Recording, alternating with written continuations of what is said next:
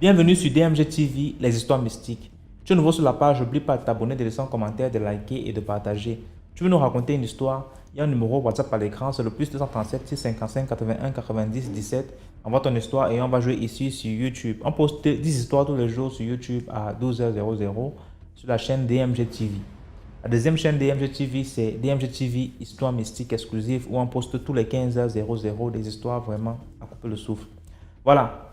Donc je t'invite à nous suivre sur les deux chaînes YouTube, sur Facebook et sur TikTok, DMG TV toujours. On va écouter aujourd'hui 10 histoires mystiques. Ce qu'on fait, c'est pour sensibiliser. N'oubliez pas de laisser un commentaire, un like, un partage pour donner la force à tous ceux qui racontent les histoires au quotidien. Sachez que à chaque fois qu'on poste des histoires, ceux qui envoient des histoires là lisent les commentaires. Donc si vous avez un truc à passer, un message à communiquer à ces intervenants là, faites-le dans les commentaires, genre H3 pour dire histoire numéro 3, je pense qu'il faut faire ci, il faut faire ça. H4, histoire numéro 4, il faut faire ci, il faut faire ça. Merci beaucoup. Donc, écoutons les histoires. Première histoire. Bonjour ou bonsoir, DMG et toute la communauté DMG. C'est la citoyenne africaine. Aujourd'hui, s'il y a encore des sœurs ou des frères qui doutent de l'existence des revenants, cette histoire va contribuer dans le lot de ces histoires précédentes qui nous ont parlé de tels phénomènes. Ainsi, peut-être cela pousserait les sceptiques à y croire. Un écrivain sénégalais, Birago Diop, disait « Les morts ne sont pas morts, ils sont parmi nous ». J'ai tendance à le croire et je crois même à la réincarnation. Ceci dit, je m'en vais vous raconter l'histoire d'un cousin décédé qui a fait plusieurs réapparitions après son décès.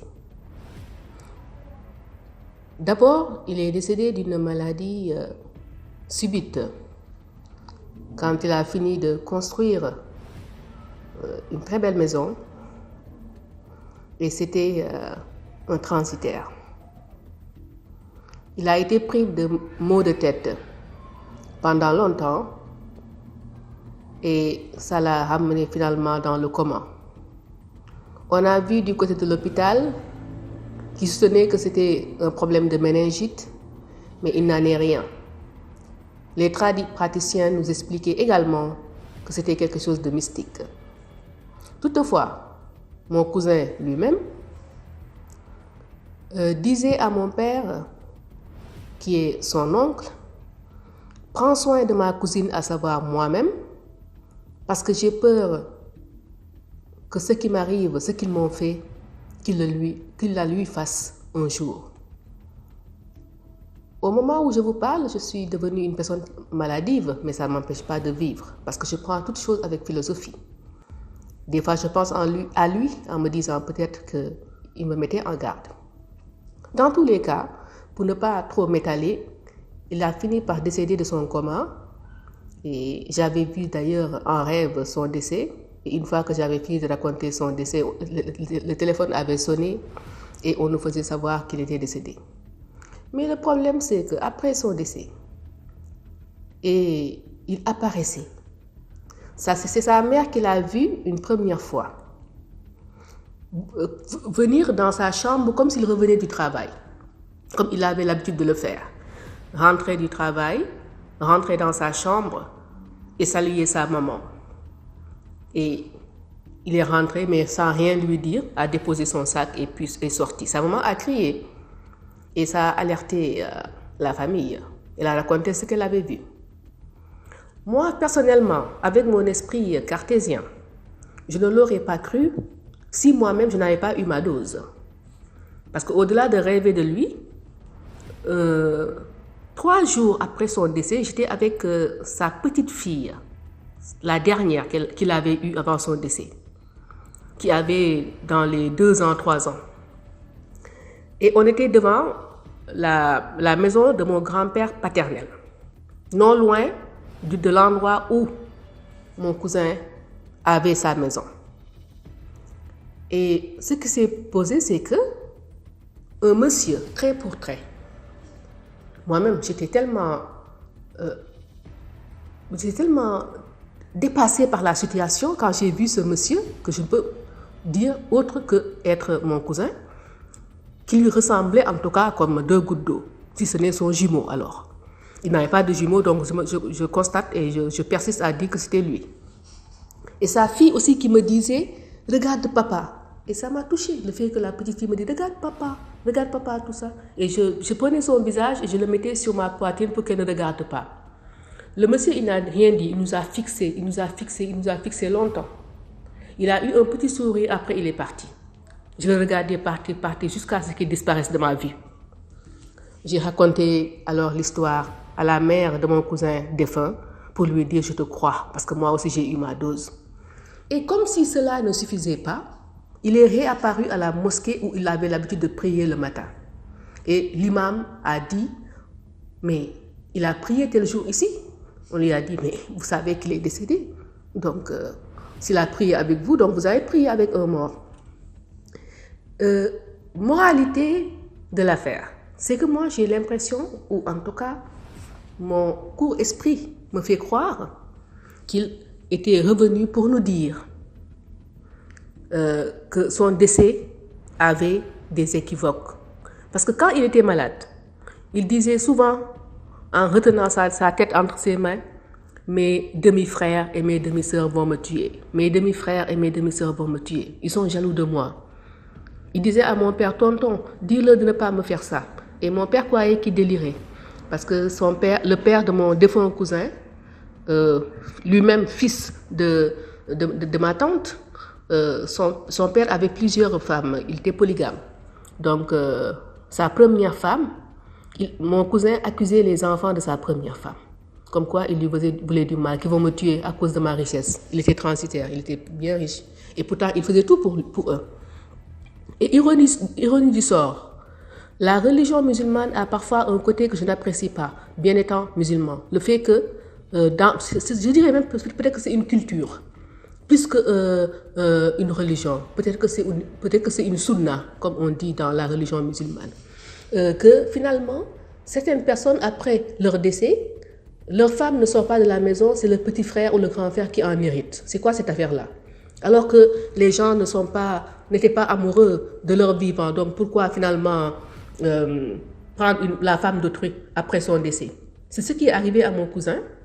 Sa femme, qui était la dernière personne à l'avoir vu le jour qu'il tombait dans le coma, était venue avec ce demi-frère souvent accusé, voir mon père pour lui dire que mon cousin était dans le coma. C'est ce demi-frère qui a repris la femme de mon cousin. Je ne leur parle plus jusqu'à maintenant. Les deux. Parce que je me dis que peut-être qu'il y avait l'amour avant le décès de mon cousin. Et c'était vraiment un couple malvenu, quoi. Alors qu'on accusait le demi-frère. Dès lors, il avait souvent accusé ces gens-là de lui avoir fait du mal jusqu'à son décès. Je pense qu'il revenait, il faisait des réapparitions pour nous dire que finalement, sa mort était due à quelque chose. Et après la mosquée, il a cessé de réapparaître parce que moi, j'ai rêvé de lui une dernière fois où il me disait que là où il est très bien. Et d'ailleurs, je remarquais dans le rêve qu'il était dans de bonnes conditions. Donc cela m'a soulagée et voilà. Pour les gens qui sont sceptiques quant aux histoires de revenants, croyez à la chose avant que la chose ne vienne vous dire. Parce que moi, je n'y croyais pas, mais la chose est venue me dire. Les histoires qu'on vous raconte sont des histoires pour vous réveiller, vous secouer de vos naïvetés. Alors, nous n'avons pas de temps à perdre pour raconter des histoires comme ça. On ne peut pas forcer quelqu'un à croire, mais quand même, donner de l'importance à ces histoires et les efforts que les gens font pour vous raconter ces histoires. Ceci dit, likez, commentez, partagez et faites évoluer la communauté DMG. Voilà, à bon entendeur, salut, au plaisir d'une autre histoire, ici la citoyenne africaine. Merci beaucoup pour l'histoire. Maintenant, on passe à la deuxième histoire. Coucou, bonjour DMG TV, comment vas-tu? Alors, je te raconte une petite histoire qui concerne les filles de ménage. Alors, je prends une dame pour garder mon fils, une nounou, et le premier jour qu'elle vient à la maison, elle pleure. Je vais dans la cuisine, je la trouve en train de pleurer, elle pleurait, elle pleurait, elle pleurait, elle pleurait, elle pleurait. Et après, je dis, mais qu'est-ce que tu as en fait? Pourquoi tu pleures? Elle me dit qu'en venant chez moi, elle a perdu son porte-monnaie, elle avait son téléphone là-dedans, elle avait sa pièce d'identité et de l'argent. Je dis, t'avais combien dedans? Elle me dit 1500. Je dis, bon, d'accord. Et c'est pour ça que tu pleures? Elle me dit, oui. Je dis, bon, ok, il n'y a pas de souci. Donc, le téléphone, on t'apportera un téléphone demain. Ta pièce d'identité, tu iras au commissariat, faire une déclaration de perte. Et puis après, tu pourras faire une autre pièce. Ça te va? Je te rembourserai tes 1500. Ça te va? Elle dit, oui, madame, ça me va. Je dis, ok. Alors, 3 jours après, je fais un songe dans lequel je vois la maison qui devient noire, l'obscurité totale dans toute la maison. Et mon fils, dans le songe, dans le rêve, mon fils, il était au salon et il court, il avait 3 ans, il court, il vient se blottir dans mes bras dans le lit et je la vois qui sort de son corps, elle est sortie de son corps et elle se regardait, et tout. Je dis, mais c'est quoi ce rêve? Et donc, je la vois qui vient vers ma chambre. Je lui dis, écoute, donne-moi mon téléphone, je vais appeler le pasteur. Elle dit non, que tu n'appelles pas le pasteur. Je dis, mais donne-moi mon téléphone. Bon, si tu ne veux pas que j'appelle le pasteur, j'appelle au moins ma maman. Elle me dit non, que je ne te donne pas de téléphone. Et donc, je me suis débattue. J'ai crié au nom de Jésus, au nom de Jésus, au nom de Jésus, et ça ne sortait pas. Et la dernière fois, quand j'ai dit au nom de Jésus, je me suis réveillée. Je dis, mais c'est quoi ce songe? La maison est devenue toute sombre. Ça veut dire quoi? Donc, clopi-clopant, les mois passent et tout se bloque autour de moi. Tout se bloque, tous mes virements internationaux, tout se bloque autour de moi. Mon activité ne tournait plus, mais je ne comprenais pas en fait. Et après, j'avais commencé à accumuler, je n'arrivais pas à la payer. Donc j'ai fait 3 mois même sans la payer. Elle a fait 9 mois avec moi. Et j'en pouvais plus. Et je dis, bon, ok, je vais aller parler au pasteur, je vais lui expliquer, parce que j'avais commencé à toucher mes économies. Et donc, je vais voir le pasteur, je lui explique la situation. Il me dit, apporte-moi ta femme de ménage. Je dis, ma femme de ménage, elle a quoi à voir avec tout ça, mon pasteur et tout ça? Il dit, apporte-moi ta femme de ménage. Et puis, réfléchis bien. Est-ce que tu n'as pas eu un signe? Je dis, non, je n'ai pas eu de signe. Et il dit, toi, Dieu te parle au travers des songes. Alors, va t'asseoir et réfléchis bien si tu n'as pas eu un signe, un message dans ton rêve, quelque chose comme ça. Donc, je vais m'asseoir et je me souviens du songe. Je dis, ah, pasteur, je me rappelle que quand je l'ai prise, 3 jours après, là, il y avait l'obscurité totale dans la maison. Il m'a dit, c'est ce que Dieu t'avait prévenu en fait. Et je l'ai vu sortir de son corps. Il dit, oui, tu as une sorcière chez toi. Je me suis dit, c'est pas vrai. Et donc, en même temps, à la maison, j'étais en location. Ma maison était en construction, donc j'étais en location. Et les fosses septiques, j'étais au rez-de-chaussée. Et les regards, tous les regards, que ce soit à la cour arrière ou la cour avant, sortaient, ça suintait. Mais il y avait une odeur nauséabonde dans la maison, c'était invivable. Et quand j'ai fini ma maison, on a déménagé et tout. Et c'est là que c'était encore pire. Et donc, quand le pasteur me dit ça, j'explique au pasteur, il me dit, c'est ta femme de ménage qui te bloque tout. Donc, je la fais venir, je vais la chercher, je ne lui dis pas qu'on part à l'église, je lui dis, accompagne-moi quelque part que j'ai des courses à faire, j'ai oublié de prendre un truc. Et je lui dis, mais tiens, je vais faire un détour, je vais passer par l'église, tu m'accompagnes, on fait un truc vite fait, je vois le pasteur rapidement, tu viens. Elle ne voulait pas rentrer dans l'église. Je dis, mais non, viens, enfin, tu vas pas rester dans la voiture et tout. Il fait chaud, machin. Et donc, elle descend, elle me suit. Mais toute fâchée. Et donc, le pasteur n'a même pas eu besoin de discuter avec elle. Il a regardé, il lui a posé 2, 3 questions. Et après, il me dit, il faut la renvoyer. Si tu la gardes à la maison, c'est pas bien, surtout qu'elle reste avec l'enfant. Tu ne sais pas ce qu'elle peut faire à l'enfant. Et c'est bizarre, elle se plaignait tout le temps, elle me dit, Madame, je ne comprends pas comment je veux dormir. Votre fils, il vient toujours siffler dans mes oreilles parce que je lui avais acheté un vuvuzela. Je crois que c'était dans la période de la canne, un truc comme ça. Je lui avais acheté un vuvuzela. Et donc, chaque fois qu'il la voyait dormir, il partait siffler dans ses oreilles. Vroom, vroom, vroom. Et donc, c'est après que j'ai dit, mais en fait, le petit, certainement qu'il voyait ce qu'elle faisait, il ne voulait pas qu'elle dorme. C'est pour ça qu'il la réveillait tout le temps pour qu'elle reste en éveil. Il ne voulait pas qu'elle dorme. Alors, je vous assure, j'appelle un pote. Je lui dis, écoute, je lui explique la situation. Je suis vraiment coincée, je suis dans la merde. J'ai besoin que tu me passes de l'argent pour que je libère cette fille de ménage. Dès que mes trucs se débloquent, je te rembourse. Et donc, le même soir et tout, il me fait venir les sous. Et le lendemain matin, non, mais non, le lendemain matin, j'avais renversé de l'huile dans toute la maison. Le pasteur est venu le soir, il a prié. On a versé de l'huile dans toute la maison et tout. Le lendemain matin, elle n'a pas fait le ménage. Et donc, je lui dis, mais pourquoi tu n'as pas fait le ménage? Elle dit, mais tu as versé de l'huile partout. Le pasteur a versé de l'huile partout. Je ne peux pas toucher cette huile-là. Je dis, mais comment ça, tu ne peux pas toucher cette huile-là? Habituellement, on verse l'huile ici, tu nettoies. Non, pourquoi cette huile, tu ne veux pas la toucher? Il faut me la nettoyer. Et donc, elle nettoie l'huile. Et entre-temps, elle a appelé ma tante pour lui dire, ah, que le pasteur est venu prier dans la maison. Moi, je suis tombée. Quand je suis sortie de la maison, je suis tombée, donc je ne nettoie pas. C'est plus tard que ma tante m'explique. Et donc, je lui dis, écoute, tiens ton argent, on se sépare. Et donc, c'était un mardi, le mardi du mardi gras de la fête des enfants du carnaval. Je la libère un mardi. Le jeudi, je reçois un appel, on me dit, ah, madame, nous avons fait vos virements et tout. Nous sommes désolés pour les désagréments. Je dis, mais qu'est-ce qui s'était passé? Elle me dit, non, vos chiffres bancaires étaient mélangés.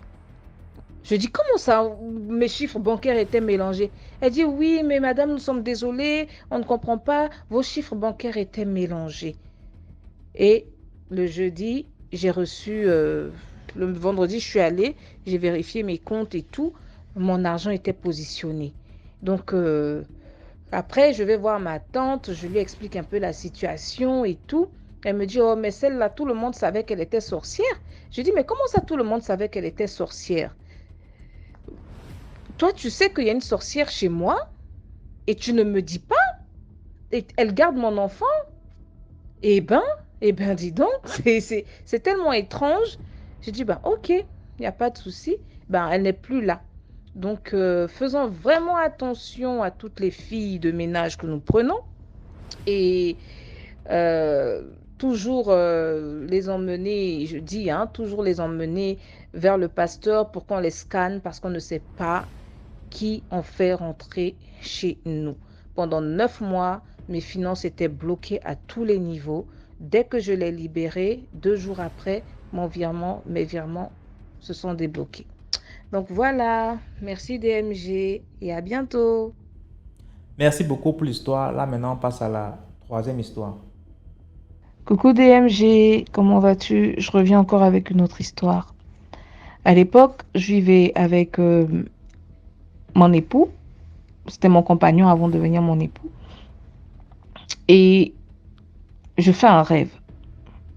Dans le rêve, on me poursuivait. C'était un homme fort, grand, costaud, robuste comme ça, noir, qui me poursuivait, il me poursuivait, il me poursuivait. Et là, je trouve ma maison d'enfance, je rentre dans cette maison et je vais me cacher sous le lit.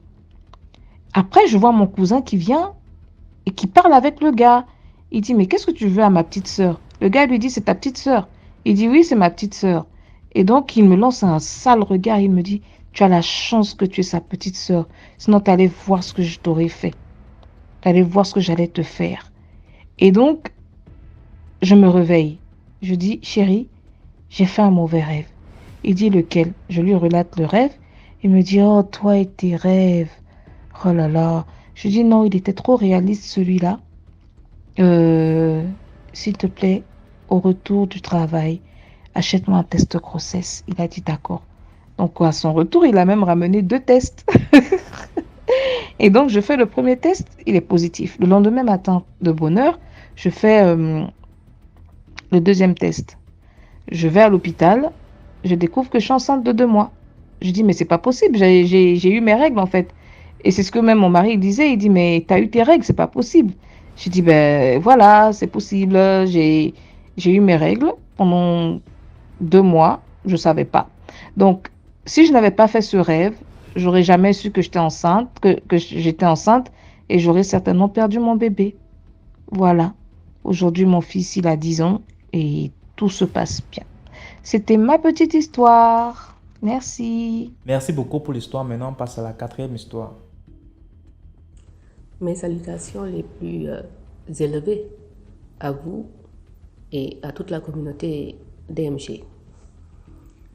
C'est la citoyenne africaine, quelque part en Europe. Je me pose la question d'ailleurs s'il ne faut pas que je me surnomme à nouveau la citoyenne européenne ou internationale. En tout cas, comme on dit, le métier fait son homme, mais aussi le métier fait sa femme. Alors je vais essayer d'être moins bavarde pour aller à l'essentiel. Cette histoire que je m'en vais vous raconter est une histoire qui me concerne encore. Parce que je ferai vœu de foi que chaque fois que je ferai une histoire au profit de votre chaîne, je serai toujours penchée pour une histoire m'ayant arrivé ou ayant arrivé à ma famille ou mon entourage proche, afin d'éviter les on m'a dit, ce en quoi je suis témoin ou très proche témoin. Oui, ce sont ces histoires-là que je m'en vais vous raconter, ces histoires mystiques. Il était une fois, mais une fois vrai. J'étais en classe de BFM.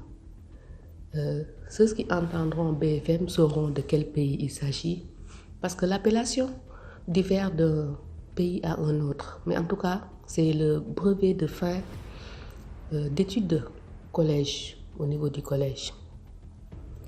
Et j'avais fait cet examen et je me suis rendue dans une autre région, ma région natale, ma région maternelle et là où j'ai grandi. Souvent, je dis lors de mes histoires, la maison de ma grand-mère, parce que beaucoup de choses se sont passées là-bas et il faut savoir que je viens de là-bas, donc mes racines sont là-bas et mes histoires sont souvent passées là-bas. J'avais une amie du même âge, une copine d'enfance, qui, je me rappelle un jour, quand on jouait dans la maison familiale, avait dit devant ma grand-mère, paix à son âme, ma grand-mère, que sa grand-mère à elle, c'est-à-dire la grand-mère de la copine d'enfance, était une sorcière. Quand elle a dit cela, je me suis dit, bah, tiens, donc toi aussi, tu es une sorcière. Parce que j'ai un peu ce côté direct, ce tempérament. Et ma grand-mère n'a rien dit. Quand elle est rentrée, ma grand-mère m'a appelé, m'a dit, écoute, la prochaine fois, sois moins directe. Moi, ça fait longtemps que la maison familiale est ici. Et je connais l'histoire de la grand-mère de cette fille et également de leur famille. Ce qu'elle a dit, ça a toujours été soutenu. Et aujourd'hui, sache que c'est elle-même qui te dit d'une manière directe que sa famille est une famille de sorcières. Donc fais attention. Arrête de la fréquenter. J'ai dit à ma grand-mère, pourquoi je vais arrêter de la fréquenter? C'est ma copine. Bah, j'ai toujours été fidèle en amitié. Et ça m'a souvent coûté des choses. Des frais chers. Mais hélas. Alors j'ai continué à fréquenter cette fille. Et j'attendais en même temps les résultats de mes examens. Et on a fini par me dire que je les ai réussis parce que ma mère a fait un coup de fil et nous a fait savoir que les examens étaient positifs. Et donc, Je l'ai dit à mon entourage, aux amis, on a fêté. Et il se trouve que la copine qui m'avait dit que sa famille était une famille de sorcières a eu un neveu malade, un neveu de peut-être l'âge de 4 ans, 5 ans, tout petit. Et ce neveu-là était hospitalisé. Et ma copine d'enfance, la famille sorcière, est venue me chercher un jour près du crépuscule et m'a dit de l'accompagner à l'hôpital de ma région. Pour aller voir le petit-neveu malade, son petit-neveu. Et ma grand-mère m'a dit, tu y vas? J'ai dit, oui, j'y vais. Elle me dit, bon, je t'aurais averti. Une fois que je suis sortie de la maison familiale avec cette dite copine, on est passé par une grande route montante qu'on appelle, je vais taire ça parce que si je le dis, on saura où c'est. Alors, c'est une grande route mais montante, assez atypique, bordée par la forêt qu'on appelle la forêt du roi, là-bas dans cette région, et de l'autre côté, bordée par des habitations et un lycée très réputé. Et dans cette configuration-là, nous avons cheminé vers le bout de cette grande avenue afin de pouvoir prendre la voiture qui nous amène à l'hôpital. Mais moi, à mi-chemin, je lui ai dit que j'avais mal à la tête. Parce qu'il faut savoir aussi que je viens d'une famille de tradipraticiens. Mes grands-parents, mes ancêtres sont très calés en matière de tradipratique. Voilà. Et dès lors, moi-même, j'ai des rêves prémonitoires et des choses, des sensations quand un mal doit m'arriver. Dès lors, ma tête me faisait très mal. Je lui ai dit, je m'arrête là, je ne peux plus continuer pour aller à l'hôpital avec toi. Donc, tu vas dire à ton petit-neveu que je lui souhaite tous mes vœux de rétablissement. Et au retour, viens me donner des nouvelles de ton petit-neveu. Elle m'a dit, ok. Et je suis repartie. Ma grand-mère m'a dit, mais écoute, tu es déjà revenue? J'ai dit, oui, grand-mère, j'avais mal en cours de route. Elle a rigolé. Elle m'a dit, d'accord, donc reste avec moi, je préfère. Mais DMG, je vous dis, excusez-moi de vous tutoyer, je vous dis que à ce moment même, ou quelques petites heures après, j'ai eu une maladie mais rapide. J'avais les yeux rouges, la tête qui me faisait mal, mais tous les symptômes du paludisme, mais en même temps en plus fort, en plus exacerbé.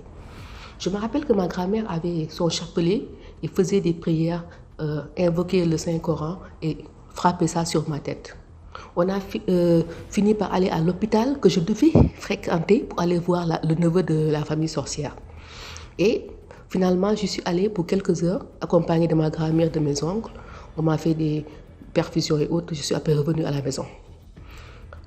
Entre-temps, quand je suis revenue à la maison, j'ai fait un retour de situation parce que j'ai fait un rêve.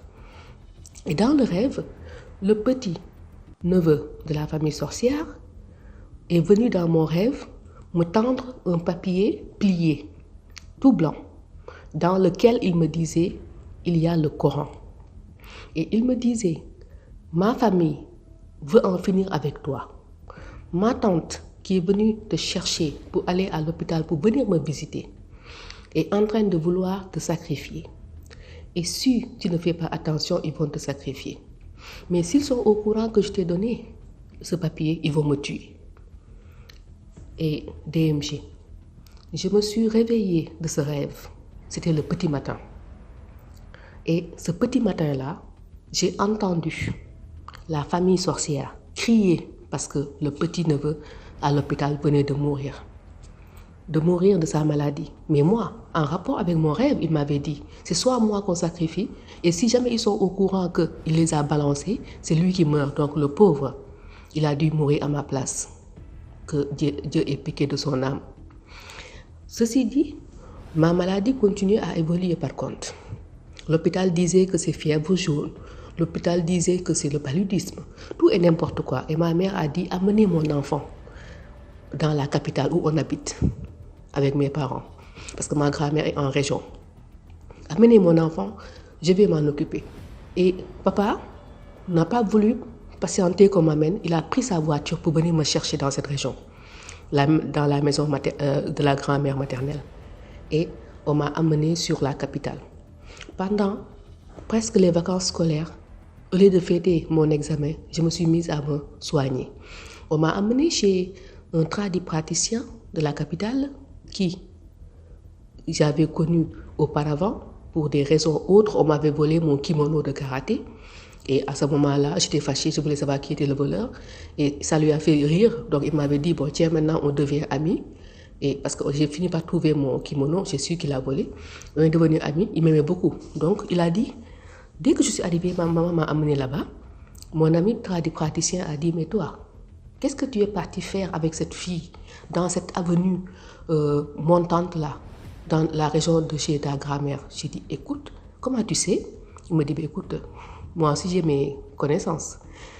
Alors je lui ai dit oui, je voulais l'accompagner à l'hôpital. Elle me dit oui, voilà là-bas où elle a soufflé quelque chose qui t'a touché et tu devais même avoir quelque chose de plus grave, mais tu as la tête quoi. Comme on dit chez moi, machallah, tu as la tête, c'est pour cela. Tu n'as pas eu plus de conséquences que cela. Mais ce n'est pas une maladie de l'hôpital, c'est une maladie mystique. Je vais te donner des feuilles sur lesquelles je vais écrire le Coran et après, chaque soir, il va falloir l'allumer avec des brins d'allumettes et respirer la fumée. DMG, pour une personne qui était restée pendant toutes les vacances, à avoir des difficultés à aller jouer avec ses camarades de la capitale, dès que j'ai fait ça, en 3 jours, je me suis sentie très bien. Mais très bien. Et là, j'ai compris que finalement, nos tradipraticiens, là, il y en a de bons, comme il y en a des charlatans. Mais en tout cas, moralité de l'histoire, il faut toujours écouter nos ancêtres, nos aînés, ne pas être têtu. J'ai été têtu, j'ai accompagné cette amie et on m'a soufflé une maladie en cours de route qui a failli m'emporter. Fort heureusement, je viens d'une famille assez calée en matière de mystique parce que moi, mes grands-parents soignaient des malades de tout genre. Et ça m'a aidé aussi, et grâce à l'aide de Dieu et mes propres pouvoirs et également les précautions prises par mes parents, je m'en suis sortie. Mais j'aurais bien fait d'écouter ma grand-mère, paix à son âme. Je ne serais pas sortie de cette maison, je n'aurais pas eu cette affaire-là, cette maladie-là. Mais bon, il fallait passer par là pour savoir que ma copine de la famille sorcière était calibrée, quoi. Voilà. Ceci dit, que Dieu nous garde. Le dehors, comme on dit, est toujours incertain. Même l'intérieur également. Donc que Dieu nous garde. Écoutons nos aînés. À bon entendeur, salut la citoyenne africaine au plaisir d'une autre histoire. Likez, commentez, comme on dit, et écoutez, prenez les histoires comme des conseils. Merci pour l'histoire. Maintenant, on passe à la 5e histoire. Bonsoir DMG, ou bonjour, ça dépend de l'endroit du monde où vous vous trouvez. Je prie que la paix et la grâce du Seigneur vous soient accordées en abondance. Que cette paix qui surpasse tout entendement vous soit accordée de la part de Jésus-Christ. Amen. J'avais déjà envoyé certaines histoires qui n'ont pas encore été... Je n'ai pas encore entendu. Donc j'envoie encore une autre, une différente cette fois-ci. Je salue tout le monde. Je vous encourage à soutenir la page. Mettez beaucoup de likes et commentez. Comme DMGM le dit, commentez les histoires H1, H2, H3 et dites ce que vous aimez, si vous avez des questions ou des suggestions ou des commentaires. On reste poli, on reste courtois. Mon histoire s'intitule Le fantôme de mon épouse vient constamment me rendre visite. Cette histoire, je l'ai entendue de l'un de nos professeurs lorsque nous étions encore à l'école.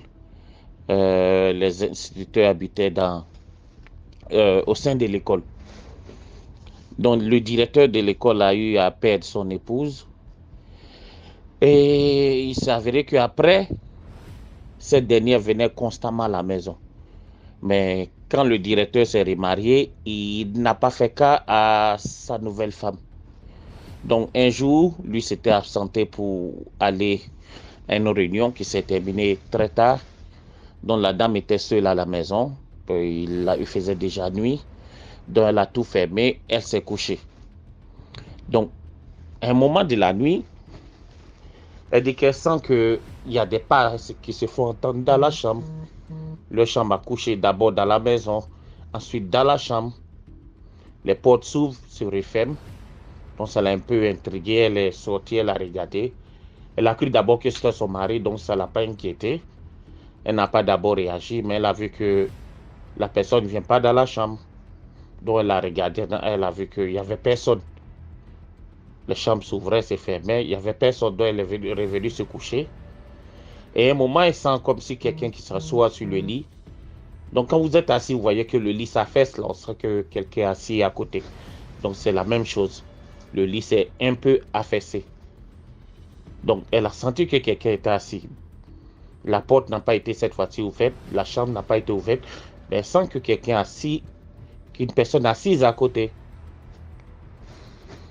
Donc elle regarde, elle voit personne, ça l'a un peu effrayée, donc elle est restée immobile, quasi congelée dans son coin, sans parler, sans rien faire. Et comme son mari, le directeur, il aime beaucoup boire du thé ou du café lorsque il veut se coucher, donc elle avait déjà préparé le nécessaire pour le café, la théière avec l'eau chaude, la thermos avec l'eau chaude était là, le café, le sucre, le lait, tout était déposé.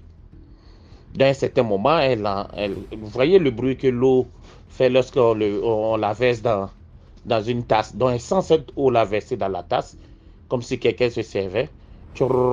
Elle entend ce bruit dans la tasse. Elle est couchée pendant ce temps. Elle tourne la tête, elle ne voit toujours personne. Donc elle est figée sur place, quasi arrête de respirer. Et elle voit que la personne se sert, l'eau est mise, le nécessaire, c'est-à-dire le café, le sucre, le lait, tout est mis pour faire du café. Et elle sent remuer la cuillère, le bruit de la cuillère sur la tasse. Tout ça, elle est couchée, elle entend. Et ensuite, le bruit de quelqu'un qui boit le café. Elle est couchée, elle est toute pétrifiée. Elle dit qu'elle ose à peine respirer. Donc pendant ce temps, elle est couchée, elle prie. Tout son souhait, c'est que son mari vienne vite. Elle est couchée, elle ne sait pas ce qu'il y a. Donc peu de temps après, pendant que la personne a fini de boire le thé, elle marchait, ou le café, peu importe, la personne marchait encore dans la chambre, faisait les 100 pas dans la chambre, les allées et venues. Et sans seulement que elle entend le bruit de moteur de son mari. Elle n'ose pas bouger. Elle est toujours couchée. Et peu de temps après, son mari fait son entrée dans la chambre. Dès qu'elle voit son mari, elle lui saute dessus. Et quasi en pleurs, lui explique, je ne sais pas ce qu'il y a. Elle lui explique toute l'histoire. Depuis, il y a du bruit. Il y a quelqu'un qui est dans la chambre, qui est encore là. Elle s'assise sur le lit. Elle s'est servi du café. Elle a bu tout et tout. Le mari comprend aussitôt, puisque lui, il savait que sa femme, l'esprit de sa femme venait de temps en temps. Donc, il calme d'abord son épouse et il fait des prières pour apaiser l'esprit de sa femme. Il prie un bon moment et tout se calme, on n'entend plus rien, on voit plus rien, on constate plus rien de paranormal. Donc maintenant, il explique à sa femme. Elle lui dit oui, effectivement, c'est l'esprit de ma femme qui vient de temps en temps. J'avais oublié de t'en parler. Et qui lui dit, wow, ça tu peux pas oublier de me le dire. J'ai failli me faire dessus. Je me demande si je n'allais pas mourir. J'avais tellement peur. Elle lui explique tout ce qui s'est passé et qu'elle n'en revenait pas. Elle a failli mourir. Donc le mari qui lui explique que c'est comme ça, la dame vient de temps en temps. Mais qu'il n'y a rien de méchant, elle ne doit pas avoir peur. Donc vraiment, je me demande si, à chaque fois que je raconte l'histoire, je me mets à sa place, je ne sais pas comment j'allais réagir. Donc, si c'est vous, comment vous allez réagir? Moi, je me dis que dès les premiers moments, je serais peut-être sorti, aller attendre dehors, loin de la maison, que mon mari rentre. Si j'étais la femme. Parce que c'est tellement flippant quand tu imagines, tu es couché et tu vois le lit s'affaisser sans voir personne. Tu entends les pas. Et cette tasse-là, l'eau qui verse et la tasse qui se lève et se redépose. Oh, ça c'est trop. Donc vraiment, c'était mon histoire que l'un de nos professeurs nous a raconté. Parce que c'était l'école où nous étions que l'histoire s'est passée. Je fréquentais cette école-là et puis le professeur racontait, ça se raconte de génération en génération. Donc cette année-là, ça s'était passé il y avait à peine quelques années et nous on est arrivés. Et l'un des instituteurs, je dis professeur, l'un des instituteurs nous l'a raconté. D'accord, c'était ça, portez-vous bien et TMG, bonne continuation et beaucoup de succès. Bonne soirée à vous tous. Merci beaucoup pour l'histoire. Maintenant, on passe à la 6e histoire. Bonjour ou bonsoir, DMG, et à toute la communauté DMG. Il s'agit ici de l'histoire de mon grand-père maternel. J'avais dit tantôt dans des histoires précédentes que je viens d'une famille de tradipraticiens. Mes ancêtres ont eu beaucoup de connaissances dans une région donnée, d'un pays africain donné, et si je donnais le nom, on saurait que je viens de cette famille-là, d'une connaissance très réputée. Malheureusement, à une génération donnée, on n'a pas hérité de ce pouvoir parce que quand le grand-père qui disposait de ce pouvoir et qui l'avait donné de génération à génération, un jour, lors d'une de ces générations, le pouvoir s'est rompu parce que ma grand-mère du côté maternel, la mère de ma mère, voilà, la mère de ma mère, était tellement belle qu'elle ne voulait pas s'accommoder des connaissances mystiques. Dès lors, il n'y avait plus vraiment de gardien du savoir familial. Et mon grand-père maternel était un homme très riche et qui recevait beaucoup de visiteurs dans la maison familiale. À un moment donné, il était sorti et revenu tard dans la nuit. Et c'est une histoire qui m'a été racontée par ma grand-mère maternelle, à savoir sa femme. Et c'est même grand-mère qui m'a élevée, qui me l'a raconté. Donc mon grand-père était rentré tard dans la soirée, et a cru que l'homme qui priait dans la cour de la maison était un de ses visiteurs venus d'une autre région de mon pays. Et comme ils étaient très amis et souvent ils se taquinaient, il y a dit bonsoir. Assalamu alaikum. Il n'a pas eu de réponse. Assalamu alaikum. Il n'a pas eu de réponse. Et il croyait que c'était son ami qui était en train de prier parce qu'il en avait l'apparence. Il lui a dit, bon, écoute, comme aujourd'hui tu fais ton capricieux, voilà ton bonsoir. Et il voulait rentrer dans sa chambre conjugale quand il a vu que la personne qui était en train de prier et qu'il a pris pour son ami visiteur a pris sa natte et a disparu d'un coup. Et comme il est disparu d'un coup, mon grand-père s'est évanoui et il a eu la bouche qui a bougé, basculé vers un autre côté, comme quelqu'un qui aurait fait un AVC, que Dieu nous en préserve. Mais il avait le visage déformé. Et ma grand-mère qui a entendu la chute est sortie pour voir ce qui se passe. Après, on a alerté un peu la maisonnée et on a fait recours à un tradipraticien du quartier. Et ce tradipraticien l'a beaucoup aidé parce que je vous avais dit tantôt au début de l'histoire que venant même d'une famille de tradipraticiens, on avait un peu rompu la culture de se transmettre de pouvoir à pouvoir, de génération à génération, ce pouvoir-là. Hélas, il y avait quand même certaines connaissances qui résidaient encore au sein de la famille. Aujourd'hui, peut-être on a des rêves prémonitoires, des sensations qui nous montrent qu'on vient d'une certaine famille et donc qui nous préservent un peu de ce dehors terrible, ou même parfois de cet intérieur terrible, parce que ce qui s'est passé avec mon grand-père, c'est dans sa maison. Et sa rencontre, ce n'était pas avec son ami dont il a cru, avec qui il parlait. C'était plutôt le génie de la maison. C'est quand il s'est réveillé de sa chute et que le praticien qui a été alerté l'a aidé à retrouver la mobilité de sa bouche et à récupérer la parole. Il a raconté l'histoire à ma grand-mère qui me l'a confiée plus tard. Et ce grand-père a dit qu'il a cru qu'il a parlé à son ami. Or, c'était le génie de la maison. Donc, moralité de l'histoire, soyons familiers, si l'on veut, avec son ami ou les uns envers les autres. Mais à des heures tardives de la nuit, quand vous rencontrez une personne dans votre cour, dans votre maison, peut-être que ce n'est pas forcément une personne que vous connaissez. Il peut en avoir l'apparence. Donc, faisons attention ou tenons des propos toujours courtois envers ces personnes que l'on rencontre dans notre cour.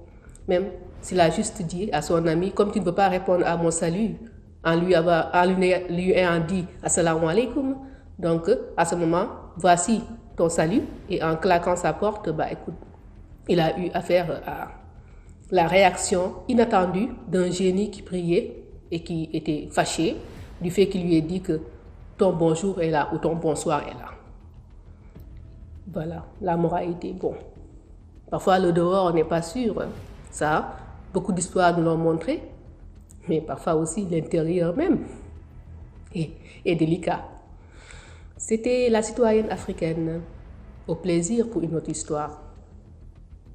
Merci pour l'histoire. Maintenant, on passe à la 7e histoire. Et donc, pour la 2e histoire, cette fois-ci, c'est l'histoire d'un oncle. Mais c'est toujours un génie qui est à la base. Un génie des eaux qui est à la base. Donc, nous sommes toujours au village, mais cette fois-ci, c'est un village voisin. Donc, pour arriver dans mon village, comme nous sommes à Njolé, pour ceux qui sont gabonais, qui connaissent, nous sommes en Njolé, donc dans un petit village de Njolé. Et donc, pour arriver à mon village, il faut prendre des embarcations, des hors-bords en fait. Donc, on descend en voiture dans un village et après on prend l'hors-bord pour arriver chez moi. Et l'histoire se passe dans ce village-là justement où on s'arrête en voiture. Donc, c'était toujours pendant les vacances. La population avait remarqué des choses bizarres dans les eaux. Voilà, des choses bizarres dans les eaux. C'est-à-dire qu'ils avaient l'impression de voir quelque chose remonter des eaux et puis re-rentrer. Cette chose remontait et redescendait. Mais les villageois avaient déjà compris, puisque c'est quelque chose qui est là depuis. Donc, c'est quelque chose qui est là depuis dans le village. Donc, les villageois avaient déjà compris que là, il y a quelqu'un qui va disparaître dans le village. Il y a quelqu'un qui va disparaître dans le village. Les villageois savaient que c'était un génie qui était là. Et ils venaient réclamer, en fait, sa pension humaine, en fait. Sa pension de sang. Et donc, ce jour-là, il y avait plein de petits garçons qui se lavaient dans leur débarcadère là-bas en fait. Donc ils se lavaient, on lavait les habits, tout ça. Et le garçon qui a failli être pris, il est en train de se laver. Et il se lave, il se lave à côté des canaux. Des canaux, des embarcations là, des pirogues, il se lave là. Et c'est comme ça qu'à un moment donné, il sent comment il est saisi par la jambe, au niveau de la cheville. Il est saisi par la jambe. Et il sent comment il est en train d'être tiré vers le large. Il est en train d'être tiré. C'est comme ça qu'il se met à crier. Oh! Les gens viennent. C'est comme ça que les gens viennent pour l'aider.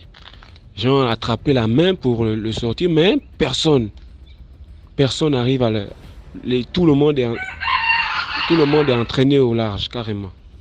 Tout le monde est entraîné. C'est comme ça que les gens laissent le petit partir. Et il est toujours en train de crier. Les gens sont en train de crier. Oh.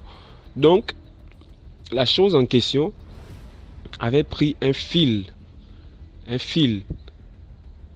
et attaché ça autour de la cheville du garçon en question.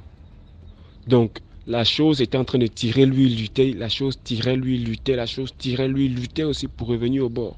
C'est comme ça qu'un oncle aussi qui venait pour vendre aussi son poisson, quand il vient comme ça, il trouve la scène. Mais qu'est-ce qui se passe donc?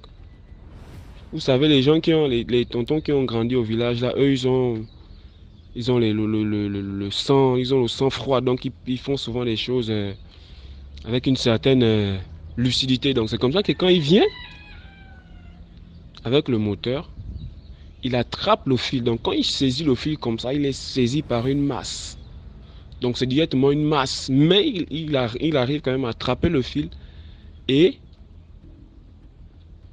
quand il tire le fil, parce qu'il veut couper avec la machette, quand il tire le fil, il voit un visage d'homme avec beaucoup de cheveux. Donc il voit un visage d'une personne avec beaucoup de cheveux, genre vraiment une touffe de cheveux, genre bizarre, comme des petits serpents comme ça là. C'est ce qu'il voit. Et quand il voit ça, aussitôt il prend la machette, il coupe le fil, il tire le petit garçon, la chose rentre. Mais je vous dis, quand le petit ressort, le fil a été rentré dans sa chair.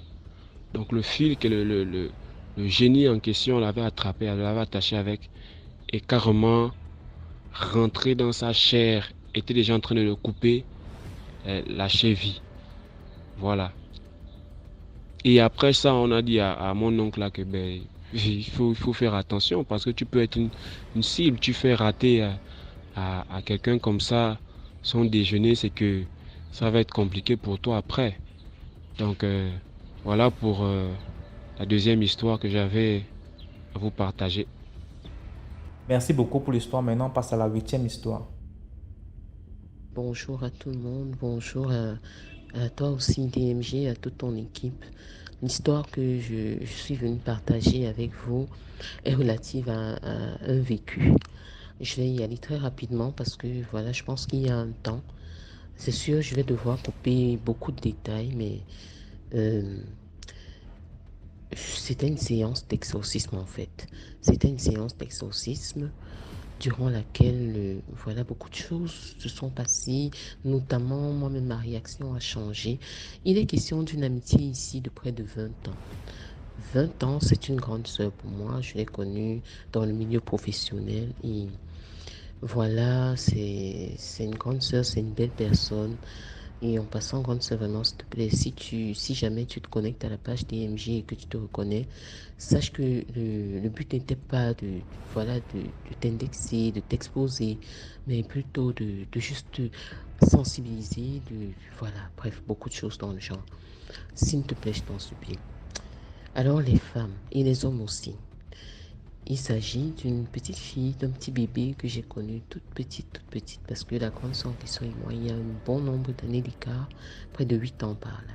Mais c'est une super amie, c'est plus qu'une amie, comme je dis, c'est une grande sœur. Et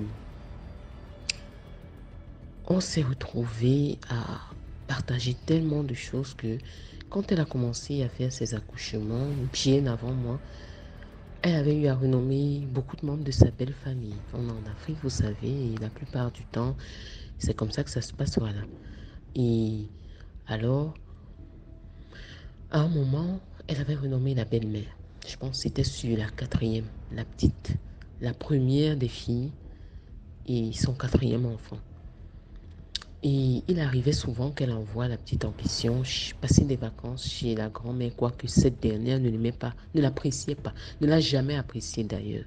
Donc, avec le recul, l'enfant rentrait et lui disait « Maman, vraiment, Moi, j'aime pas trop aller chez grand-mère. Elle me tâte le ventre dans la nuit parce qu'il arrivait souvent que la petite dorme avec sa bombo. Et je n'aime pas dormir avec grand-mère. Elle me tâte le ventre dans la nuit. Elle parle toute seule. Et puis voilà, il arrivait que quand elle mange, elle donne des choses à l'enfant et tout. Et ma copine me dit, laisse ça. Qu'est-ce que tu en sais? C'est parce que grand-mère t'aime. C'est normal. Tu es Sambumbo et tout et tout. Bref, je passe les détails. Et puis voilà. On est arrivé au stade où la grand-mère est morte. La grand-mère est morte. Donc, les faits se produisent près de 1 an plus tard, par là. Il arrive que ma soeur, là, vivant en appartement, cette grande soeur constate que des fois dans la cuisine de l'appartement, l'enfant est arrivé à allumer un feu de bois. Vous pouvez imaginer ça. Que l'enfant allume un feu de bois en plein appartement. Où s'est-elle procuré du bois? On ne sait pas. Bref. Elle commence à taper sur l'enfant et à partager un peu ce désagrément avec moi. Alors je lui dis que je trouve pas l'histoire très normale. Pourquoi cet enfant pourrait se comporter comme ça? Et surtout qu'elle disait que quand elle interpelle l'enfant, la petite a un regard bizarre, pour dire quoi, bizarre complètement. Et après, il arrive d'autres fois où la petite va prononcer le nom de sa grand-mère, bon bref, à répétition. Donc c'est des choses où elle lui dit, tais-toi, mais qu'est-ce que ça signifie? Bref, tout le temps, elle reprenait l'enfant et au finish, il s'avère qu'un jour, en battant sur l'enfant par rapport à l'attitude que la petite avait, la grand-mère s'est dévoilée. Ça a été du style. Laisse-moi, c'est quoi? Ça, c'était le départ. Elle a senti que, mais qu'est-ce qui ne va pas? Alors, elle en a parlé à sa maman, qui a commencé à effectuer des recherches. Vous connaissez nos mamans. Et alors, elle a décidé de l'emmener chez un prêtre exorciste. Bref, elles ont marché un peu au début, pasteur, machin. Mais la meilleure amie de cette dernière lui avait conseillé un prêtre exorciste chez lequel elles se sont rendues et qui lui a demandé des personnes sûres. Alors, nous voilà autour d'un cercle. On était environ 9. J'abrège énormément sur l'histoire. On se retrouve autour d'un cercle, on est environ 9. Il y a sa maman, il y a sa grande sœur aînée, il y a elle-même, il y a moi, sa petite sœur par affinité, il y a une autre de ses meilleures amies également. Et il y a les intercesseurs, il y a le prêtre en question. Alors on commence l'histoire. Mon Dieu, je sais pas, mais c'est là que mon souffle se coupe un peu parce que ce que j'ai vu, ce que j'ai vécu, l'enfant là, le prêtre parlait. Je vous passe des détails, mais il parlait. Vous imaginez une séance d'exorcisme vivante. Déjà, je dis mes respects à tout cela, parce que vraiment, c'est quelque chose que tu vis, il n'est pas comme quelque chose qu'on te raconte. L'enfant la sautait sur ses pieds comme une chèvre folle, comme un Satan, voilà. Les choses qu'on voit à la télé, mon Dieu, c'est vrai. Elle sautait. Déjà, quand la séance a commencé, elle était couchée. Elle était couchée parce qu'elle avait perdu les esprits. Quand le prêtre lui avait fait l'imposition d'un voile violet comme ça, la petite elle s'était coulée. Donc, quand on trace le cercle, on la met dedans et on nous fait faire le tour avec les mains tenues, la petite était couchée. Mais quand elle s'est levée, je vous dis, je ne sais pas comment vous expliquer ça, mais elle était sur ses pieds. Tu ne sentais pas cet enfant, tu ne la sentais pas. Elle sautait comme ça et alors à un moment, elle sautait comme si elle narguait les gens. Donc on aurait dit qu'elle jouait à quelque chose et puis à un moment, plus le prêtre parlait, il a ordonné. Et la petite, enfin, cette vieille femme, parce que je suis en colère, mais c'est une colère, je sais pas, vous êtes des mamans. Cette petite a commencé, enfin cette vieille femme a commencé à crier. Laissez-moi, je ne sors pas, je ne pars pas. Non, je ne sors pas, c'était à la fin. Parce qu'à un moment, j'ai même perdu mes esprits moi-même.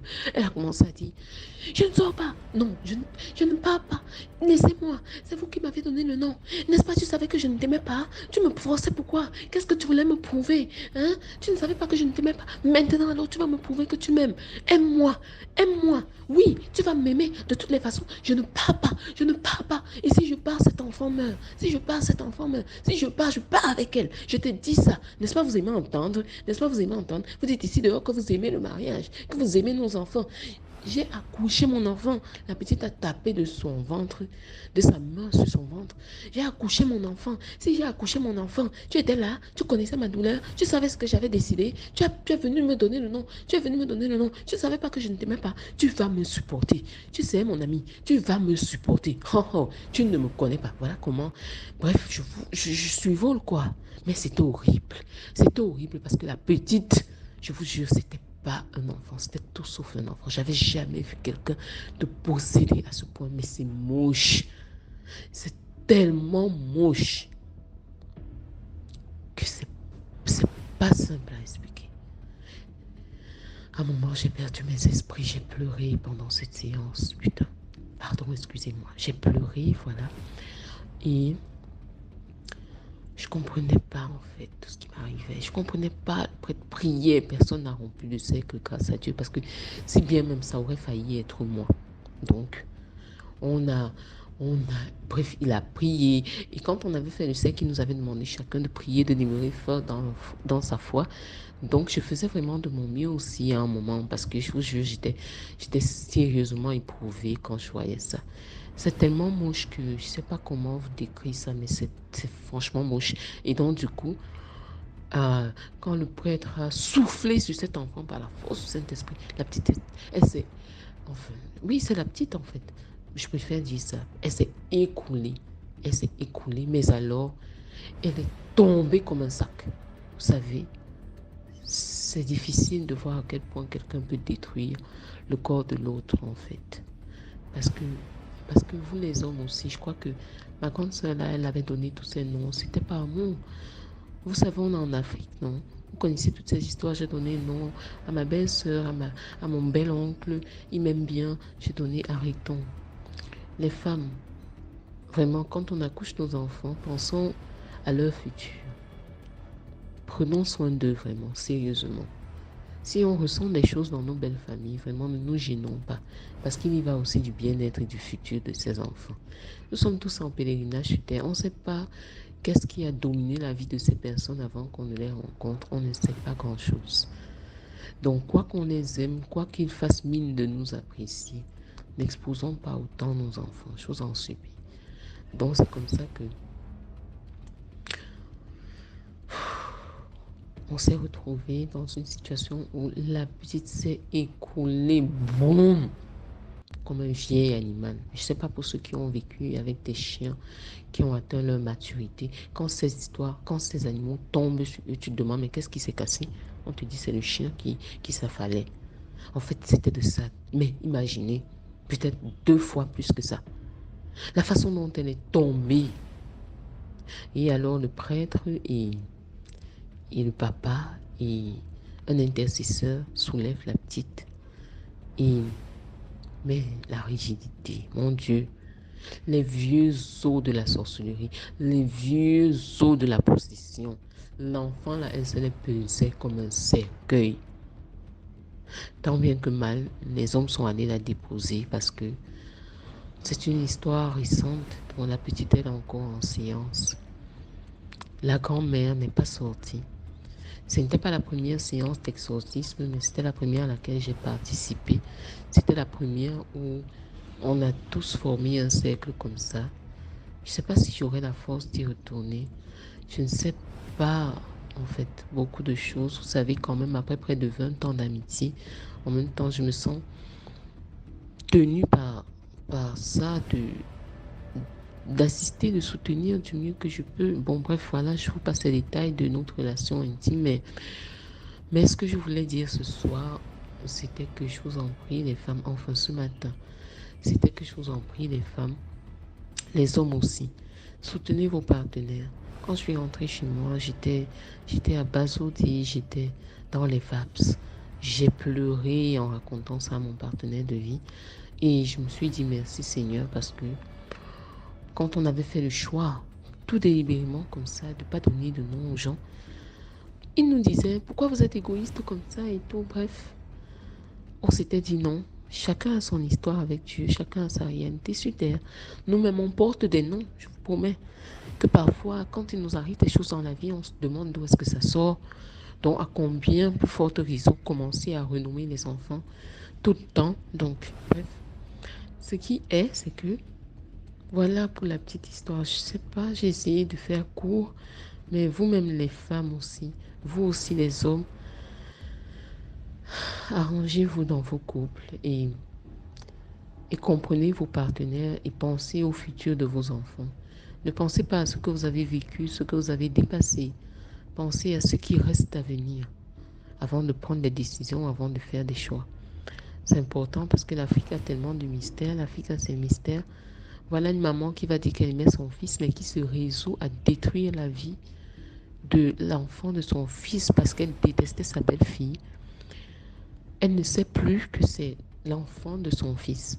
Dans sa tête, c'est que je vais travailler cette femme. Et c'est dommage parce que cette belle-mère, elle est morte aujourd'hui. Donc l'histoire est longue. Quand elle fait des promesses en tant qu'esprit du genre, si je pars avec elle. On parle quand même de l'enfant de quelqu'un. On parle de la douleur d'une autre femme. On parle d'un sacrifice fait par amour, de donner le nom de quelqu'un d'autre à ton enfant. Les mamans, là, je vous en prie, si vous écoutez les MJ, ne faites pas ça. Aussi sorcière que vous puissiez être, vraiment, ne faites pas ça. Bon, bref, voilà. Je vais m'arrêter là. Merci, BMJ, pour ton concept. Merci à tous ceux qui témoignent de leurs histoires. On connaît tous la suite. Partageons, édifions-nous les uns les autres. Likons, encourageons notre frère. Et vraiment, assagissons-nous surtout par rapport à toutes ces histoires de vie.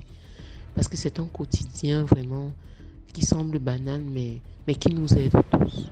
Merci mon frère, que Dieu te bénisse, toi aussi et toute ta communauté. Et bonne continuation. Dans le nom de Jésus-Christ.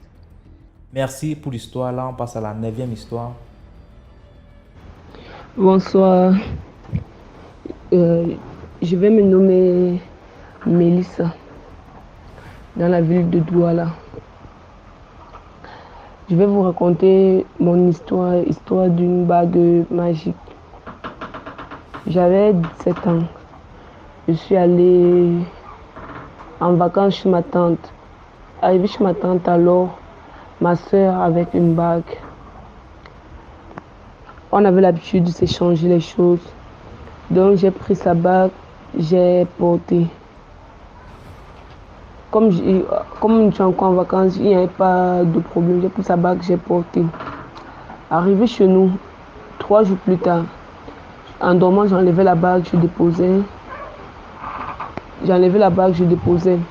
Puis je reportais. Un beau matin, en me levant, je voulais travailler. J'enlève la bague ne veut pas quitter. Je dis à mon mec que maman, comme tu vois, j'ai une bague là sur la main depuis la rentrée des vacances. Mais je n'arrive plus à enlever la bague là aujourd'hui. Ma mère me dit que c'est un petit problème. Prends le savon que tu mets sur la bague, ça va quitter. Je mets le savon, ça ne quitte pas. Je vois ma voisine, je dis aussi à ma voisine que, comme tu vois là, j'ai porté une bague. Et la bague refuse de quitter sur ma main. Ma voisine essaye d'enlever la bague avec toute tentative. Ça n'arrive pas toujours. 2, 3 jours, mon doigt commençait à gonfler. Ça sentait. Et vous êtes assis là en route. Je passe avec mon doigt, avec la bague là sur le doigt. Vous allez humer l'odeur du doigt. Un soir, mon père rentre. La douleur, j'avais tellement mal. Je dis à mon père que j'ai une bague sur le doigt et qui refuse de sortir. Mon père essaye d'enlever la bague, ça ne va pas. Il essaye d'enlever la bague, ça ne va pas. Il a pris l'eau bénie et le sel béni. Il a versé sur mon doigt. Quand il a versé sur mon doigt, on a fait peut-être 30 minutes de prière. Il a retiré la bague est quittée. En quittant, ça avait déjà rongé tout mon doigt. Jusqu'on voit mon doigt, on voit seulement l'os du doigt. Juste pour vous dire que les colis là, quand vous voyez les choses des gens, ne touchez pas. Surtout les choses comme les bagues, parce que je ne suis pas la seule. Il y a plusieurs personnes qui ont été victimes des bagues. Et quand on m'a enlevé la bague là, un frère m'a dit ceci, que la bague était destinée pour ma soeur. Et moi, je suis venue porter la malchance de ma soeur. Merci pour l'histoire. Maintenant, on passe à la 10e histoire. Bonjour tout le monde. L'histoire, ça se passe au Cameroun. Bref, ça commence au Cameroun. C'est quelque chose que peut-être un membre de la famille a décidé pour les enfants de la famille. Donc, c'est l'histoire de 5 sœurs, 5 ou 6. Bon, il y a une qui m'échappe, mais les 5 là, je connais. Il y a une qui m'échappe un peu. Elles sont 5 sœurs, très, très intelligentes, très, très braves à l'école. Il y en a qui sont, elles sont toutes vivantes, à ce que je sache. Il y en a qui sont, je pense, 2 ou 3 ont des doctorats. Et les autres ont, mais les maîtrises. En tout cas, c'est une famille de brillantes. La majorité des gens qui sont de cette famille-là sont très, très intelligentes. Surtout les femmes en particulier. Elles sont très, très, très intelligentes à l'école. Je dis bien que je pense que elles sont 5 ou 6 sœurs. Et parmi les 5 ou 6 sœurs, 2 ou 3 sont docteurs. Les autres sont... chacun a réussi, au fait. Chacun est bien positionné. Mais il y a un problème. Donc, le problème, c'est que apparemment, les filles ne doivent pas se marier et elles ne doivent pas faire plus de 2 enfants.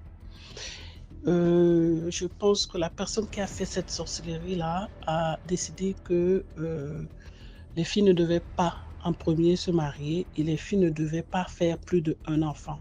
Donc, chaque fille au maximum, elle doit avoir un seul enfant. Donc, les filles, elles vivent de toute enfance. Et il y a 2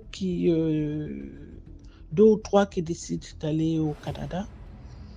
Et elles font de braves études là-bas aussi. Elles ont toujours réussi. Elles sont très bien. Celles qui sont restées en France aussi ont de très, très bons postes. Elles ont une bonne vie. Aucune d'elles ne souffre. Seulement, il y a la dernière. C'est une fille qui est très, très, très intelligente et elle perce peut-être que son étoile. Elle est d'ailleurs la plus belle, hein, elle est la plus jolie, la plus sophistiquée, la plus émancipée. Et elle a la tête, elle réfléchit comme les Européennes parce que, à vrai dire, c'est elle qui arrive étant très très jeune. Elle arrive, elle est la plus jeune, elle arrive aussi jeune à l'étranger. Donc, quand elle fait ses études, elle quitte pour la France pour aller s'installer au Canada. Elle a beaucoup de réussite là-bas. Et puis, ce qui se passe, elle s'installe bien. Donc, les sœurs viennent la visiter. Elle voit comment elle évolue. Un jour, elle était en communication avec un mec qu'elle a laissé en France, qui vivait à Paris. Elle avait une relation avec le mec. Elle décide qu'elle va retourner voir son mec parce que je pense qu'ils avaient causé à distance. Ils avaient des projets de faire une vie ensemble. Et elle avait déjà fait un enfant euh, et, et quand elle arrive en France, elle annonce bien à ses soeurs qu'elle va venir en France et que son mec veut lui demander un mariage et tout, et tout, et tout, et tout. Elle ne savait pas que ses soeurs n'allaient pas accepter.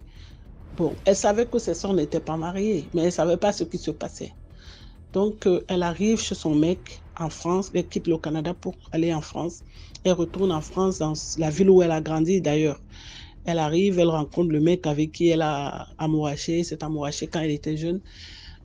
Ils discutent, le mec lui dit oui, je vais aller voir la famille, je veux t'épouser, je veux demander la main, je veux que ça se passe bien entre toi et moi. Elle était toute heureuse. Elle se disait qu'elle était chanceuse parce que elle était la seule qui qui avait cette demande de mariage-là, qui allait peut-être avoir la chance de se marier. Donc, elle avertit ses sœurs que, bon, demain, je viens à la maison, je vais venir vous voir en matinée, je suis là, je suis bien arrivée, je viens vous voir en matinée. Donc, ses sœurs sont d'accord, elle arrive chez sa grande sœur. J'insiste encore que c'est elle la dernière. Elle arrive chez sa grande sœur, elle trouve toutes ses autres sœurs là-bas. Toutes ses autres sœurs sont là-bas. Elles sont, je pense, 5 femmes. Elles sont en train de l'attendre. Alors, quand elle arrive, ça, c'est ce qu'elle me raconte, elle-même. Parce qu'elle est aussi ma cousine. Elle est mon amie, mais elle est aussi ma cousine. Quand elle arrive, autant pour moi, elle rentre au salon. Elle trouve ses sœurs assises. Et ses sœurs lui disent d'aller dans la cuisine, directement. Aller dans la cuisine. Il y a quelqu'un qui t'attend là-bas. Mais elle ne savait pas de quoi il s'agissait. Parce qu'elle venait juste faire des préparatifs parce qu'elle voulait que son fiancé en question vienne voir la famille le soir. Donc, elle arrive le matin, elle se dit qu'elles vont aller faire des courses, elles vont préparer, elles vont arranger la maison et elles vont organiser comment on va venir demander sa main. Elle arrive dans la cuisine, elle trouve un monsieur là-bas, un monsieur avec un accent de l'Afrique de l'Ouest. Et précisément, c'était un Béninois. Ça, c'est ce qu'elle me dit. Elle me dit que c'était un Béninois. Le monsieur, il y avait plein de choses que le monsieur est en train de faire là-bas dans la cuisine. Le monsieur lui demande, oui, asseyez-vous. Le monsieur commence à lui poser des questions. Le monsieur commence à lui donner des trucs. Elle était d'abord étonnée parce qu'elle ne s'attendait pas à ça. Elles ne se sont pas convenues sur la visite de ce monsieur. Donc, quand elle arrive, elle est d'abord surprise. Le monsieur est en train de faire toutes sortes d'écorces, les plantes, toutes sortes de gris-gris dans la cuisine. Il est en train de performer, au fait, en train de faire son boulot. Elle était étonnée. Elle ne comprenait pas de quoi il s'agissait. Elle demande à ses soeurs, mais il y a quoi? Elle appelle ses soeurs. Ses soeurs lui disent, fais ce que le monsieur va te demander de faire. Elle ne comprenait pas, elle ne voulait pas faire. Elle était vraiment toute sérieuse. Le monsieur l'a touchée avec ces trucs-là qu'il avait, mais elle ne voulait pas de ça. Elle ne comprenait pas, elle n'était vraiment pas à l'aise. Parce qu'elle était surprise. Ça la trouve par surprise, elle est choquée, elle ne comprend pas. Mais qu'est-ce qui se passe? Pourquoi? C'est quoi? Et après, bref, elle se lève, elle dit non, moi je vais aller m'asseoir au salon, je vais causer avec ma soeur, je vais comprendre ce qui se passe. Donc, je ne sais pas si ce que monsieur a fait là-bas avait son nom et tout et tout. Elle se met au salon, elle cause, elle discute avec ses sœurs.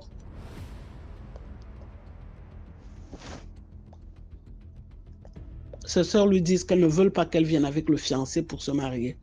Elle refuse la relation avec l'homme. Elles ne veulent pas cette relation-là. Elle pose la question, mais pourquoi vous ne voulez pas? Il se passe quoi? Est-ce que le mec, il a fait quelque chose qui est mauvais? Qu'est-ce qui s'est passé ici pendant que moi, je n'étais pas là? Il est en France avec vous. Moi, je n'étais pas en France pendant longtemps, j'étais au Canada, mais qu'est-ce qui se passe? Lui, moi, en cause. Il ne m'a pas dit qu'il y avait un souci, il ne m'avait pas dit qu'il y a un problème. Et ce soir, lui aussi, là, il s'apprête à venir avec sa famille, avec ses amis, pour venir demander la main. Alors, il se passe quoi? Il y a quoi? Elle ne comprenait pas. Donc, apparemment, dès qu'elle va, elle se lève, elle quitte, elle retourne dans l'appartement de son fiancé en question. Quand elle arrive là-bas, elle trouve son fiancé là. Farouche. Farouche. Le fiancé lui dit, écoute, moi, je ne veux plus que la relation là continue. Comme tu me dis que tes sœurs aussi ne veulent pas que la relation continue, moi aussi je ne veux pas que la relation continue. Tes sœurs ne veulent pas qu'on se marie, moi-même je ne veux pas. Donc, elle discute avec son fiancé et elle essaie de se mettre à l'aise avec son fiancé à discuter. À sa grande surprise, quand le mec se réveille le matin, il emballe tous ses trucs. Il lui dit, remets tes trucs dans ta valise, tu as déjà fait 5 jours chez moi, remets tous tes trucs dans ta valise et sors de chez moi. ne reviens plus jamais chez moi. Quand elle m'a raconté ça, j'étais sidérée. Donc apparemment, ce que ses sœurs ont amené le monsieur pour faire dans la maison, c'était pour anéantir sa relation avec son fiancé. C'était pour casser la relation avec son fiancé que ses sœurs ont fait venir le charlatan dans la maison. La relation avec son fiancé s'est terminée. Elle a pris sa valise, elle est rentrée chez ses sœurs. Elle est partie. Elle a fait encore, je pense, 2 jours chez ses sœurs. Elle a pris l'avion, elle est repartie au Canada. Pendant qu'elle est au Canada, elle rencontre quelqu'un d'autre. Ils font une relation. Je pense qu'elle rencontre plutôt la personne aux États-Unis. Hein. Ils ont une relation.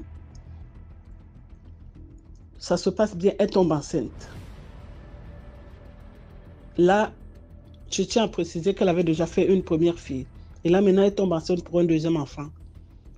Et dès que ses sœurs apprennent qu'elle est enceinte, 3 mois plus tard, c'est là où la vraie guerre déclenche. Ses sœurs déclenchent une guerre. Moi, je n'étais pas au courant. Je causais avec elle de temps en temps au téléphone.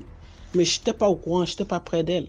Mais le jour que je me suis levée pour aller la visiter, c'est là où elle s'est assise. Elle m'a raconté tout.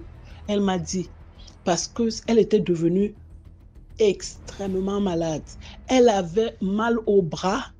Il était question qu'on coupe le bras. Elle a eu mal au bras. On ne savait pas d'où la douleur venait. On surveillait, on regardait, on faisait les scanners à l'hôpital, elle faisait toutes sortes de traitements.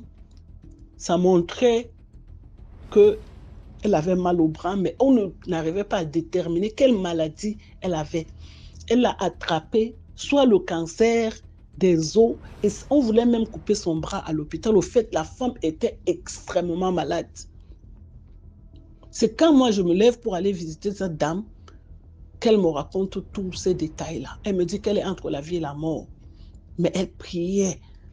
C'est cette femme qui m'a même mise dans les histoires de prêtres exorcistes. Elle priait, elle priait, elle priait. Elle allait voir les prêtres anglophones là, de partout là, dans sa ville. Ils faisaient des prières, elle priait. Elle allait à l'hôpital, elle priait. Et elle avait sa première fille qui était déjà là. Elle était encore enceinte.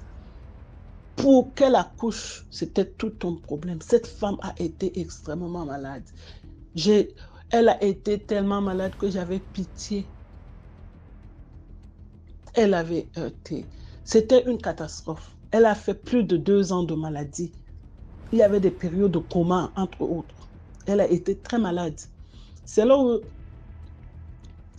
je pense,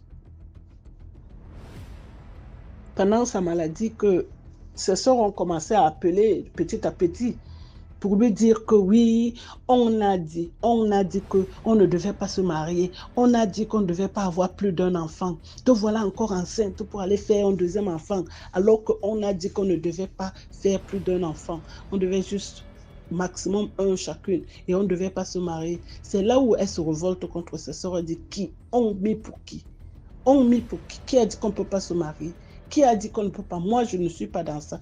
Parce que je vous ai dit qu'elle est arrivée très jeune en France. Elle a grandi avec la mentalité européenne. Donc, elle quitte maintenant pour aller au Canada. Elle a cette mentalité européenne. Et alors, quand elle arrive au Canada, elle a la mentalité canadienne, elle a la mentalité américaine. Elle n'a pas les histoires africaines où on dit non, ça. Donc, elle était vraiment révoltée contre ses sœurs. Ça fait des guerres, des clashs, ça fait vraiment une guerre interfamiliale. Mais après, quand elle accouche et quelques années plus tard, ses sœurs sont allées lui demander pardon. Donc c'est toujours elle qui m'appelait au téléphone pour me raconter. Ses sœurs sont venues lui demander pardon pour dire que toutes ses grandes sœurs ont cotisé de l'argent pour faire venir un Béninois, pour que le Béninois doit la gâter, pour que le Béninois doit l'ensorceler, lui lancer un mauvais sort. Donc, elles ont toutes cotisé de l'argent pour que le type vienne faire le mauvais boulot, le sale boulot, pour la rendre malade. Moi, je pense que, ça c'est moi qui le dis, que elles ont payé le monsieur pour venir la tuer. Ça, c'est moi qui le dis. Elles ont payé le monsieur pour venir la tuer. C'est parce que comme elle était trop dans la prière, c'est pour ça qu'il ne faudrait pas qu'on néglige la prière. Pendant qu'elle était dans cette maladie-là, elle avait des pasteurs qui priaient pour elle. Elle avait toujours des trucs de prière. Le jour qu'elle peut se lever comme ça, elle est toujours dans la prière. Elle va dans les églises réveillées. Elle était tout le temps dans les prières. C'est ça qui l'a sauvée. Après, ses sœurs, je pense 5 ans plus tard, elles sont reconcertées, elles ont demandé pardon à tour de rôle. Une est venue s'installer chez elle, elle a demandé pardon, elle a expliqué tout ce qui s'était passé. L'autre est aussi venue, elle a expliqué ce qui s'était passé. Apparemment, c'est leur grand-mère. C'est leur grand-mère qui avait décidé qu'elle ne devrait pas se marier. Et ça, c'est une histoire qui est fréquente chez les Bantous. C'est une histoire qui est souvent fréquente chez les Bantous, surtout les Bantous du Cameroun, où on décide que les filles ne doivent pas marier, soit on dit que les filles ne doivent pas faire des enfants. Je ne sais pas c'est quelle sorcellerie. Même moi-même, chez moi, il y a ça. On décide que soit vous ne faites pas des enfants, soit vous ne pouvez pas vous marier. Donc, on vous bloque avec des histoires mystiques. Donc, voilà, c'est pour dire que vraiment la prière aide.